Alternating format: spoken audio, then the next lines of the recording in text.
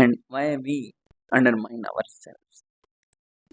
And he is a foreigner, he is visiting my country, he is supposed to know the culture, the way of talking, the collocation, the expletive, the informalities.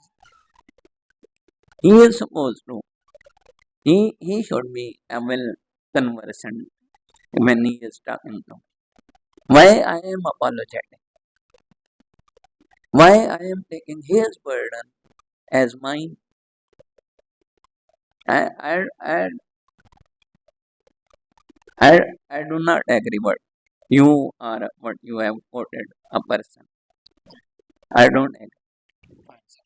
Actually, sir, this is because because of the globalization. Now things are being changed rapidly.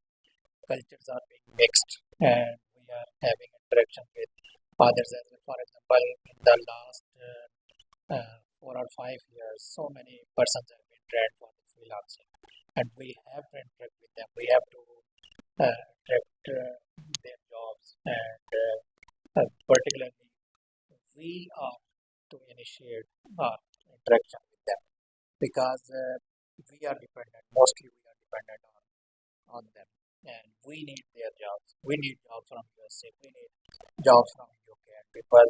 The, that is one of the purpose of learning the language as well. That's why we are. I think that we should, and in particularly in this scenario when things are being changed and other cultures are also being there in our society. In that scenario, I was asking about this particular question that Yes, if take this example, for example, if someone is creating a monograph for a person who is from UK, so in that case he will have to interact them, he will have to impress them as well. yes, you are right. That, But first of all, he placed he placed the order to create a monograph. yeah, The initiator of communication was he, not me. And secondly, South Asia and subcontinent is the most richest continent of the world. Everything from land to seas to mines and minerals and cultural richness and civilizational richness is, I mean, हर हर पूरी दुनिया से मुख्तलिफ है और पूरी दुनिया से ज़्यादा अच्छी. And why we are dependent? Because unconsciously we have given our consent, and we are dependent. We have accepted it, and we are dependent. And this thing make us inferior. And globalization, and you have said, uh, in global scenario, because all the conditionalities of globalism are applied to only me, not for them, or the globalism or globalization or global world is only a Eurocentric, whether in the word of globalism, whether East or third world is included. And I mean, these are very debatable questions. And if I am dependent to West, or Europe, so Europe is equally dependent on me and on East. We feed them, and we are feeding them since centuries. So, in that sense, we are not dependent. But unfortunately, we have, and rather, they, I mean, contributed in training our minds कि हमने उनकी superiority को accept कर लिया और unconsciously हम अपनी consent दे चुके हैं कि you are superior and we are inferior or subservient to you. बहुत इंटरेस्टिंग सर, बहुत ही दिलचस्प आपने जवाब दिया, very interesting that they are also dependent on us as well. So this reminded me एक बहुत ही मशहूर राइटर है और अंडर ग्रेजुएट्स लेवल के ऊपर उनकी उनका जो है वो ये एक ऐसे है बुक है, उसमें से एक पार्ट है वो इंक्लूडेड भी है Mohammad Asad. he writes in his book that we should not adopt foreign culture, but we should get their knowledge. So in this context, I would like to ask you that can we separate language while teaching language? Can we separate language from their culture? As in your previous responses, you mentioned that we can't separate language from culture. Yes. So there are two opinions that we should not learn their culture.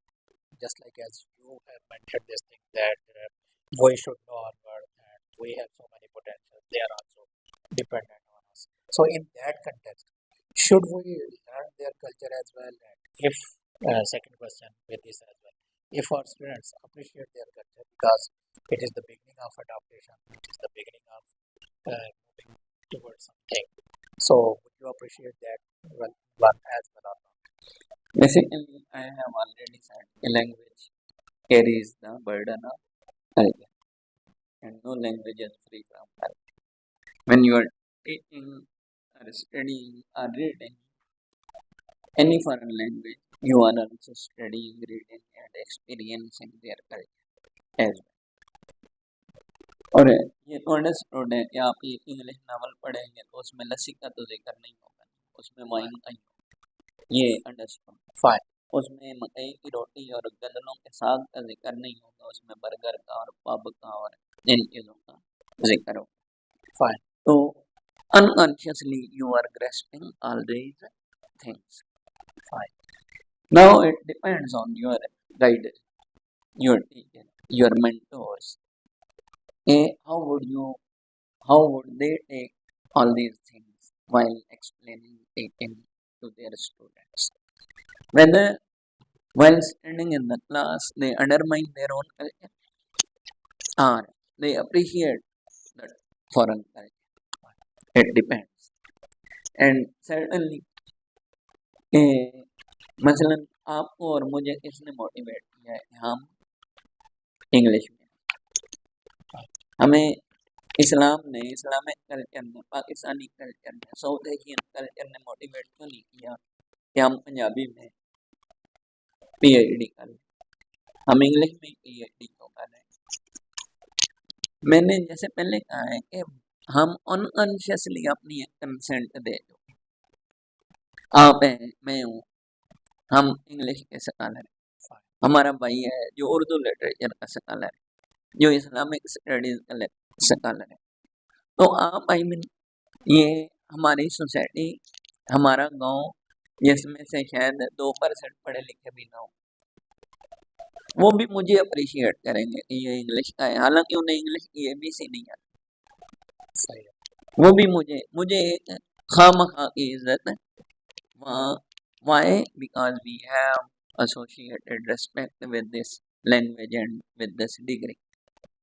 और हमेशा से हम बड़े फख्र से कहते हैं कि Punjab university ने कभी किसी को फर्स्ट डिवीजन नहीं दी इंग्लिश। क्यों? क्योंकि ये हमें हमारे लिए जो 33% का पासिंग मार्क्स का क्राइटेरिया, और ये तो जो कॉलोनियल नैरेटिव था और जो उनका एक वो सारा सही साबित होता है, और हम सारा सही कर रहे हैं कि वो कहते थे कि इनके स्कल्स जो हैं वो मोटे हैं और दिमाग छोटे हैं और इनको ये होना चाहिए, वो होना चाहिए, ये अंग्रेज़ों से इनकी सोच उतनी नहीं है जितनी अंग्रेज़ों की वाइट पीपल की सोच। तो हमने अनकॉन्शियसली उन सारी चीज़ों को एक्सेप्ट किया और उस वजह से हम लैंग्वेज में, कल्चर में, डिग्री में, इनमें तमीज़ करना, तफरीक करना भूल जाते हैं और हमारा सिर्फ और सिर्फ फोकस होता है कि हमने उस टारगेट लैंग्वेज को और जो उसके अंदर कल्चर है उसको अप्रिशिएट करना। सेकेंडली, हम जोसेफ को अप्रिशिएट करते हैं, हम अपने बंजारा को अप्रिशिएट करते हैं। हमारा बंजारा वही करैक्टर है और जो दुनिया से, जैसे हमने इंशा ने कहा था कि उठो अब कूच करो इस शहर में जी का लगाना, तो जब हमारा बंजारा शहर से निकलता है तो वो तो हमारा बंजारा, और ये अंग्रेजी लिटरेचर के अंदर जो हमारा है वो हमारे लिए हीरो है। क्यों? बिकॉज हम उनको ये अप्रिशिएशन उस लेवल तक ले गए कि हमने उनको हीरो मान लिया।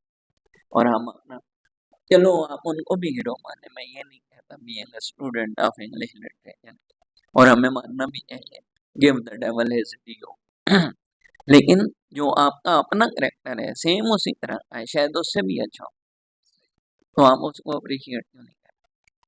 आप आपको एक जो इंग्लिश लिटरेचर के अंदर जो एक जर्सी है, जो नशई है, जो इस तरह का है, उसको तो आप समझ रहे थे, he is a very kind of intellectual and philosophical, सही है।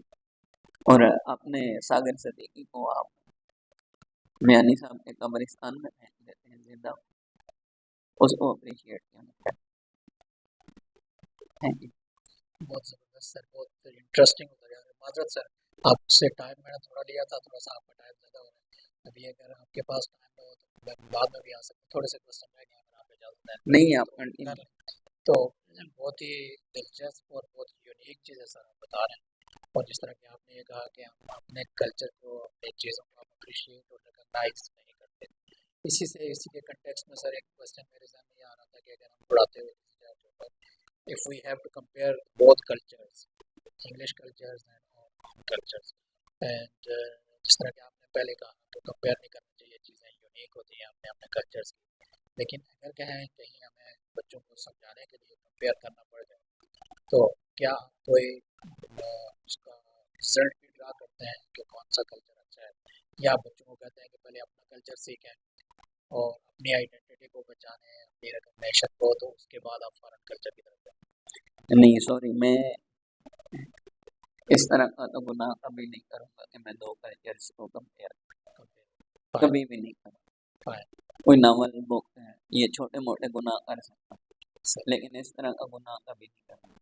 फाइन और किसी भी कल्चर की जो इंडिविजुअलिटी है, जो यूनिकनेस है, जो डिस्टिंग्विशनेस है, उसको कभी भी ख़त्म नहीं करना। Secondly, when you are aware of your culture, तो you yourself will not compare yourself, your culture with any other।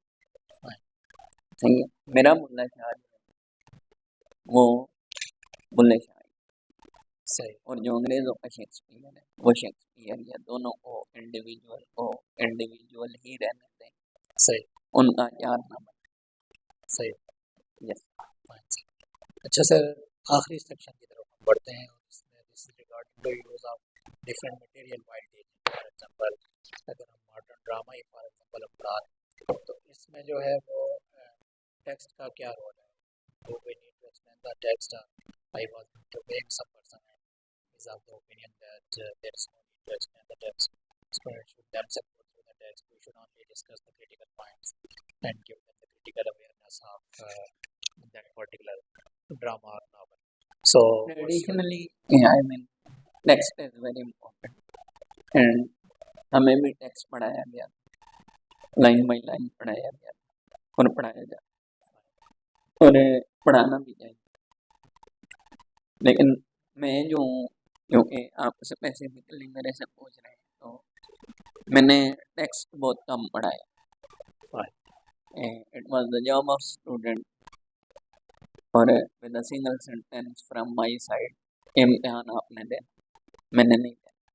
तो टेक्स्ट पढ़ना आपका जॉब, और आपके जितने भी आंसर है that should be, I mean, text centred. और अगर आप टेक्स्ट पढ़ेंगे तो आप सही तरीके से आंसर कर सकें, अदरवाइज नहीं कर सकें।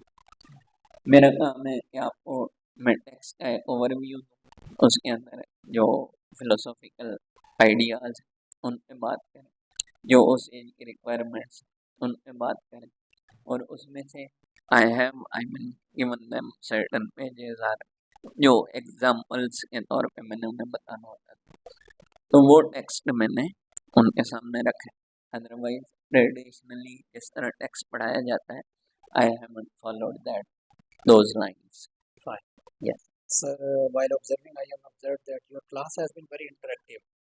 you put the questions on your students, and at times if someone asks question, you also put the counter question, and that gives them to sort of critical understanding. And I was very much impressed with this thing that you always involve every student in your class. So what other strategies do you involve while having your class? Maybe the use of some audio video aids or some allied materials. So do you use that kind of the allied material as well, or Basically, when you are mentoring somebody, guiding somebody, teaching somebody, so for me, audiovisual aids are distractions. They are not, I mean, they are not facilitating your debate, rather, they are distracting. So, when you want to debate, when you want to encourage somebody to debate, तो आपने इन सारी चीज़ों से उनको दूर रखा।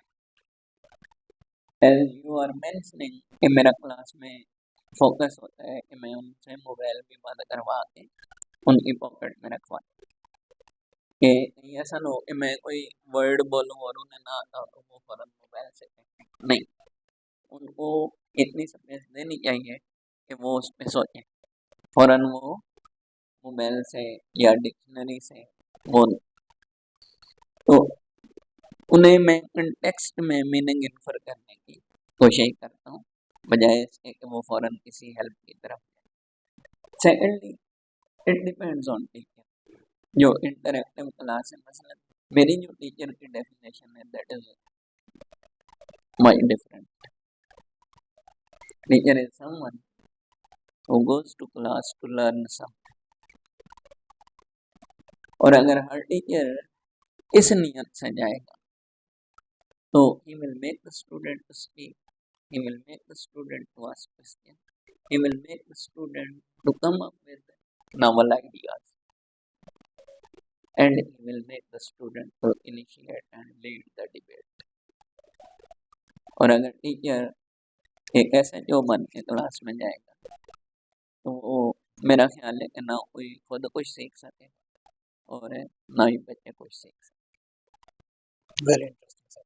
With this we come to the last question, sir. आखिरी question जो है वो ये है, मन मे भी कोई रिसर्च का पार्ट ना हो, लेकिन ये है कि वो क्वेश्चन में सारे टीचर्स सकते हैं। वो ये है कि जब हम ऑब्जर्व करते हैं यूनिवर्सिटीज़ में और सिलेबस और टीचर्स, और वो भी सारे क्वालिफाइड हैं, पीएससी करके आते हैं, ना पीएससी की हो तभी एक स्क्रूटनी के थ्रू जो है विजिटर्स भी आते हैं, जो भी चीज़ें हैं सारी। लेकिन जब हम स्टूडेंट्स के मयार को चेक करते हैं, जो एचजीसी का सेट क्राइटेरिया है, तो बीएससी की डिग्री के ऊपर जो है जब वो हासिल करने के बाद वो उस मयार पे नहीं होते, या इसके ऊपर जो है आपसे दो क्वेश्चन हैं। उनका मयार आपके नज़दीक किस हद तक वो होता है जो आपके नज़दीक डिज़ायरेबल है, और दूसरा अगर वो उस पर नहीं होते तो उसकी क्या वजूहत है? This is a dilemma and this is very unfortunate. इस सेमेस्टर में तीनों सेक्शन के अंदर ऑलमोस्ट 150 स्टूडेंट और 150 में से हार्डली 25 से 30 बच्चे ऐसे होंगे जिन्होंने टेक्स्ट पढ़ा हो, बाकी सबने समरी पढ़ी, रिव्यूज पढ़े और और मैं हमेशा बच्चों को यही कहता होता हूँ कि जो डिग्री है ये आपके लिए बर्डन। आप अभी तो किसी न किसी तरीके से पास हो जाएंगे, डिग्री भी ले लेंगे, हो सकता है आपको ग्रेड भी अच्छा, but throughout life you are suppose to justify your degree.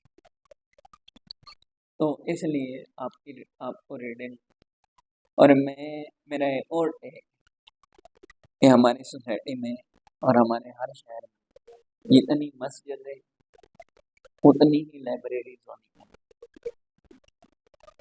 और हमें अगर एज अ पाकिस्तानी सर्वाइव करना, अगर हमने अपनी यूनिकनेस को कायम रखना, अगर हमने क्रिएटिव और कंट्रीब्यूटर होना है, अगर हमने एग्जिस्टिंग बॉडी ऑफ नॉलेज में कुछ कंट्रीब्यूट करना है, तो हमें ये करना पड़ेगा कि मस्जिद के साथ लाइब्रेरी बनानी पड़ेगी। हमें ये जो टेक्नोलॉजी के नाम पे ब्लैकमेल किया जा रहा है और कहा जा रहा है कि ये बड़ी डेवलपमेंट है, और ये हमारे लिए, हमारे मुआशरे के लिए और ख़ास तौर पे हमारी नस्ल के लिए ये ज़हर कातिल है। और हमें हमारी क्रिएटिविटी को, ये आप अभी एक बच्चे को मैसेज कर दें, उसने मैसेज का रिप्लाई करना है तो वो भी मेटा से जवाब लेता है और वापस करता है। वो चैट जीपीटी यूज़ कर रहा है, एक मैसेज लिखने के काबिल नहीं है बच्चा, और वो चैट जीपीटी और इन चीज़ों की हेल्प ले रहा है। तो हमारे लिए ये गैजेट्स जो है ये ब्लेसिंग नहीं है, हमारे लिए ये अजाब की शक्ल में आ रही है। और हम खुदा न खास्ता, आई आई एम अफ्रेड कि कहीं अनपढ़ों की फौज न पैदा करें, कि डिग्रीज ले जाएंगे, सारा कुछ हो जाएगा, लेकिन उनके अंदर जो सब्सटेंस है, जो क्रिटिकलिटी है, जो विजन है, जो एक्सपोजर है, वो नहीं होगा तो क्या होगा। और इससे हटके एक और बड़ी अनफॉर्चुनेट चीज़ है, और मैंने ये बच्चों को भी कहा था कि हम 18वीं सदी का सिलेबस, 19वीं सदी के हमारे मेथड और मेथडोलॉजी, 20वीं सदी के टीचर, 21st सेंचुरी की जनरेशन को हम पढ़ा रहे हैं। और हम जितना भी आई मीन वो एक काइंड ऑफ एक्सपायर्ड नॉलेज है, जो एक बुक पब्लिश हो जाती है, वो एक्सपायर नॉलेज होता है तो वो पब्लिश होता है, अदरवाइज वो उससे पहले पहले क्लास के अंदर डिस्कस होता है, डिबेट होता है या रिफाइन होता है, उसके ऊपर लेक्चर्स होते हैं यूनिवर्सिटीज़ के अंदर, और जैसे पब्लिश होता है वो कॉमन नॉलेज हो जाता है। हमारे यहाँ ऐसा ऐसा कौन सा काम हो रहा है? अगर हम आज भी 1978 की, 80 की, 60s की किताबें पढ़ के इंटेलेक्चुअल बनने की कोशिश कर रहे हैं, तो ये कौन सा इंटेलेक्चुअलिज्म? और आज तक कौन सा बंदा ऐसा है कि जो इन्फॉर्मेशन इकट्ठी करके इंटेलेक्चुअल बना? और एडवर्ड सईद ने बड़ी खूबसूरत बात की है अपनी बुक में, the representations of the intellectuals, और उसमें ना वो इंटेलेक्चुअल को डिफाइन करता है, who is intellectual, and intellectual is one who speaks truth to power. हमारा ऐसा कौन सा इंटेलेक्चुअल? आप पूरी मीडिया इंडस्ट्री देख लें, आप पूरा एकेडेमिया देख लें, आप पूरे जो प्राइवेट सेक्टर है उसमें देख लें, हमारा कौन सा ऐसा इंटेलेक्चुअल जो हिस्ट्री के साथ और पावर के साथ निगोशिएट कर। Thank you sir. Thank you sir, आपके कीमती टाइम का बहुत शुक्रिया। कोई बाकी अगर कोई चीज़ हुई तो मैं आपसे इंशाल्लाह वॉइस मैसेजेस के थ्रू रब्ता करूँगा। चलिए, जज़ाकल्लाह। Thank you very much.